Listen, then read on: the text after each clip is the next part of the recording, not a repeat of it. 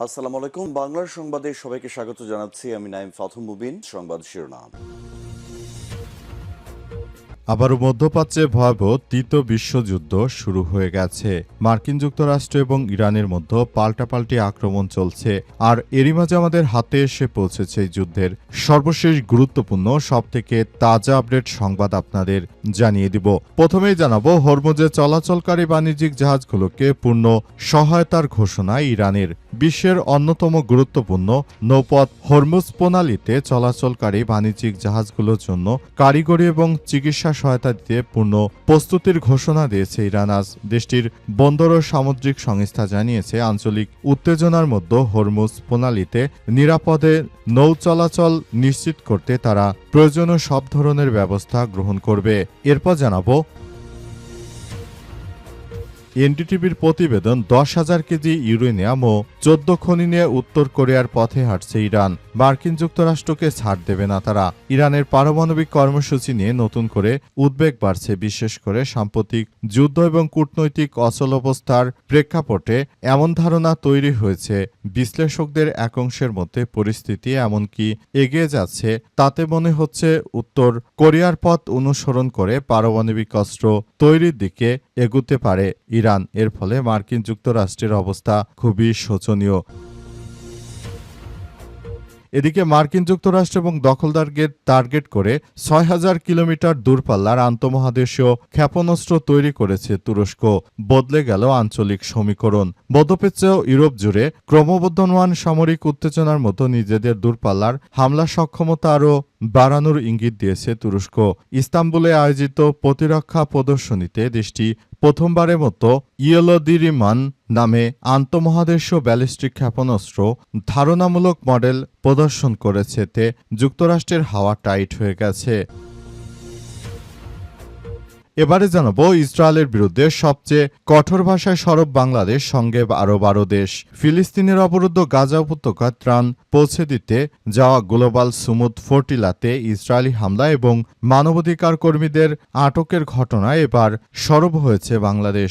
বাংলাদেশসহ 13 দেশের দেয়া যৌথ বিবৃতিতে ত্রাণবাহী জাহাজে হামলায় তীব্র নিন্দা জানানো হয়েছে। একই সঙ্গে এই ঘটনায় আন্তঃমহাদেশীয় আইনশৃঙ্খলার প্রতি আরও নজরদারি করা হচ্ছে। বাংলাদেশ এই প্রথম সবথেকে কড়া ভাষায় ইহুদিবাদী ইসরায়েলের বিরুদ্ধে কথা বলেছে। এবং সর্বশেষ জানাবো, জামাত নেতা ডাক্তার শফিকুল ইসলাম জানালেন, জনগণের ভাগ্য উন্নয়নে গণভোট ও অংশগ্রহণমূলক ব্যবস্থা বাস্তবায়নের বিকল্প নেই। জনগণের ভাগ্য উন্নয়নে গণভোট এবং অংশগ্রহণমূলক ব্যবস্থা বাস্তবায়নের বিকল্প নেই বলে মন্তব্য করেছে বাংলাদেশ জামাতে ইসলামের কেন্দ্রীয় নির্বাহী পরিষদ সদস্য ও পটুয়াখালী 2 বাউফল আসনের সংসদ সদস্য ডাক্তার শফিকুল ইসলাম মাসুদ। আজ বাউফল উপজেলা জামাতের কার্যালয়ে অনুষ্ঠিত 11 দলীয় ঐক্যের মতবিনিময় সভায় প্রধান অতিথির বক্তব্যে তিনি এমন কথা জানিয়েছেন। প্রিয় দর্শক, এতক্ষণ শুনছিলেন সংবাদ শিরোনাম, এবারে বিস্তারিত। তবে তার আগে বন্ধুরা, অনুরোধ থাকবে এই সংবাদটিতে একটি লাইক দিন। এই চ্যানেলে আপনি নতুন হয়ে থাকলে আমাদের সংবাদটি দেখতে দেখতে চ্যানেলটি সাবস্ক্রাইব করে রাখুন। কমেন্ট করে বন্ধুরা আপনার মূল্যবান মতামত জানিয়ে দিন আপনি বিশ্বের কোন দেশ থেকে বা বাংলাদেশের কোন স্থান থেকে আমাদের সংবাদটি দেখছেন এবং শুনছেন। আর বন্ধুরা, সংবাদটি আপনার সোশ্যাল মিডিয়া ফেসবুকে শেয়ার করে বন্ধুদেরও দেখার সুযোগ করে দিন। গাজা যুদ্ধে আপনি যদি নিরীহ ফিলিস্তিনিদের ভালোবেসে থাকেন বন্ধুরা, কমেন্টে ইয়েস লিখে পুরো বিশ্বকে আমাদের এই সংবাদটি দেখার সুযোগ করে দিন। এবারে বিস্তারিত। হরমুজে চলাচলকারী বাণিজ্যিক জাহাজগুলোকে পূর্ণ সহায়তার ঘোষণা ইরানের। বিশ্বের অন্যতম গুরুত্বপূর্ণ নৌপথ হরমুজ প্রণালী দিয়ে চলাচলকারী যে কোনো জাহাজকে সর্বাত্মকভাবে সহযোগিতা করবে ইরানের ইসলামী বিপ্লবী গার্ড বাহিনীর সদস্যরা বলে ইরানের পক্ষ থেকে নিশ্চিত করা হয়েছে। আরও বলা হয়েছে যে হরমুজ প্রণালীতে সহায়তাকারী যে কোনো জাহাজকে সাগরের মাঝখান দিয়ে চলাচল করার ক্ষেত্রে সবাইকে আরও বেশি দায়িত্বশীল ভূমিকা পালন করতে হবে। সবাই সবাইকে বলতে চাই যে পুরো মধ্যপ্রাচ্য জুড়ে মার্কিন যুক্তরাষ্ট্র এবং দখলদার ইসরায়েলি বাহিনীর যে কোনো ধরনের কার্যক্রমগুলোকে আসলে পুরোপুরি ধ্বংসস্তূপে পরিণত করার জন্য ইরানের ইসলামী বিপ্লবী গার্ড বাহিনীর সদস্যরা পুরোপুরি প্রস্তুতি নিয়েছে। যে কোনো মূল্যে তারা মার্কিন যুক্তরাষ্ট্রকে ধসিয়ে দিতে চায়। মার্কিন যুক্তরাষ্ট্রের অর্থনীতিকে ধ্বংস করার জন্য এই কার্যক্রম চালানো হচ্ছে বলে ইরানের পক্ষ থেকে নিশ্চিত করা হয়েছে। আরও জানানো হয়েছে যে কোনো মূল্যে দখলদারদের বিরুদ্ধে ইতিহাসে সবথেকে বড় আক্রমণ চালানো হবে। ইতিমধ্যে মার্কিন যুক্তরাষ্ট্র দখলদারদের বিরুদ্ধে ইতিহাসের সবথেকে ভয়াবহ আক্রমণ চালিয়ে দেখিয়ে দিয়েছে যে ইরান কি পারে।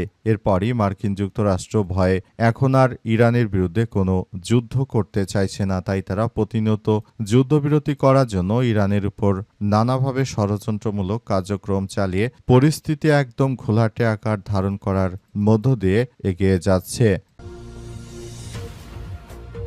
10,000 কেজি ইউরেনিয়াম ও 14 খনি নিয়ে উত্তর কোরিয়ার পথে হাঁটছে ইরান। এনডিটিভির প্রতিবেদন। ইরানের পারমাণবিক কর্মসূচি নিয়ে মার্কিন যুক্তরাষ্ট্রের মাথাব্যথা শুরু হয়ে গেছে, কারণ মার্কিন যুক্তরাষ্ট্রকে বৃদ্ধাঙ্গুলি দেখে ইরান ইতিহাসের সবথেকে কার্যক্রমভাবে তারা পরিস্থিতি নিয়ন্ত্রণ করছে।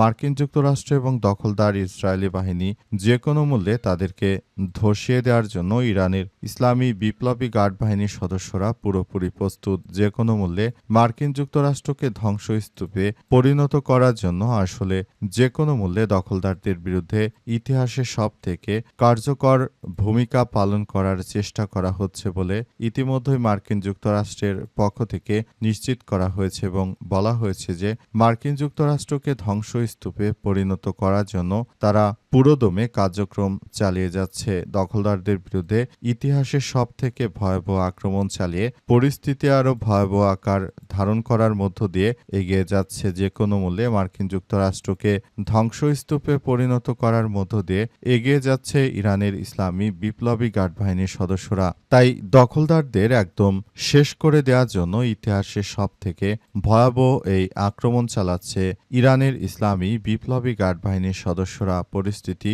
যতই জটিল আকার ধারণ করুক না কেন দখলদারদের কোনোভাবেই ছাড় দেবে না ইরানের ইসলামী বিপ্লবী গার্ড বাহিনীর সদস্যরা। ইতিমধ্যেই দখলদারদের বিরুদ্ধে সবথেকে বড় আক্রমণ চালাচ্ছে ইরান। তুরস্কের হাতে 6,000 কিলোমিটার পাল্লার আন্তঃমহাদেশীয় ক্ষেপণাস্ত্র বদলে যাবে আঞ্চলিক সমীকরণ। মধ্যপ্রাচ্য ও ইউরোপ জুড়ে ক্রমবর্ধমান সামরিক উত্তেজনার মধ্যে নিজেদের দূরপাল্লার হামলা সক্ষমতা আরও বাড়ানোর ইঙ্গিত দেওয়া হয়েছে এবং বলা হয়েছে যে কোনো মূল্যে আসলে পুরো পরিস্থিতি থমথমে অবস্থা বিরাজ করছে।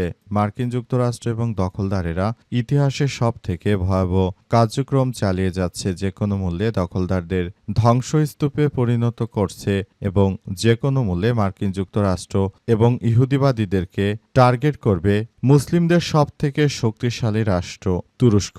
তুরস্কের বর্তমান যিনি প্রেসিডেন্ট রয়েছেন রিসেপ তাইয়েপ এরদোয়ান, তার নেতৃত্বে পৃথিবীর ইতিহাসে সবথেকে শক্তিশালী আন্তঃমহাদেশীয় ক্ষেপণাস্ত্র তারা তৈরি করেছে। এটি দিয়ে মার্কিন যুক্তরাষ্ট্রকে তারা টার্গেট করবে, কারণ মার্কিন যুক্তরাষ্ট্র ইহুদিবাদী ইসরায়েলিদেরকে সর্বাত্মকভাবে সহযোগিতা করছে। এটা অত্যন্ত দুঃখজনক একটি ব্যাপার ইসরায়েলের জন্য, কিন্তু মুসলিম হিসেবে আমাদের জন্য অনেক গর্বের বিষয়, কারণ আমাদের শক্তিশালী রাষ্ট্র তুরস্ক তারা যে অস্ত্র তৈরি করেছে এটা দেখে ইহুদিবাদীদের থরে কম্পন শুরু হয়ে যাচ্ছে।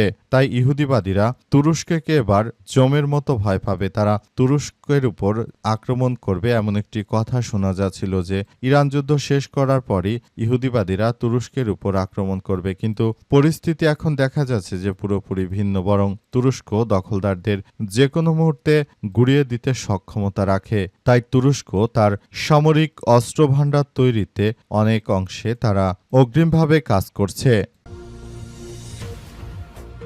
ইসরায়েলের বিরুদ্ধে সবচেয়ে কঠোর ভাষায় সরব বাংলাদেশ, সঙ্গে 12 দেশ। ফিলিস্তিনের অবরুদ্ধ গাজা উপত্যকায় ত্রাণ পৌঁছে দিতে যা গ্লোবাল সুমুদ ফটিলাতে ইসরায়েলি হামলা এবং মানবাধিকার কর্মীদের আটকে রাখার ঘটনায় এবার সরব হয়েছে বাংলাদেশ।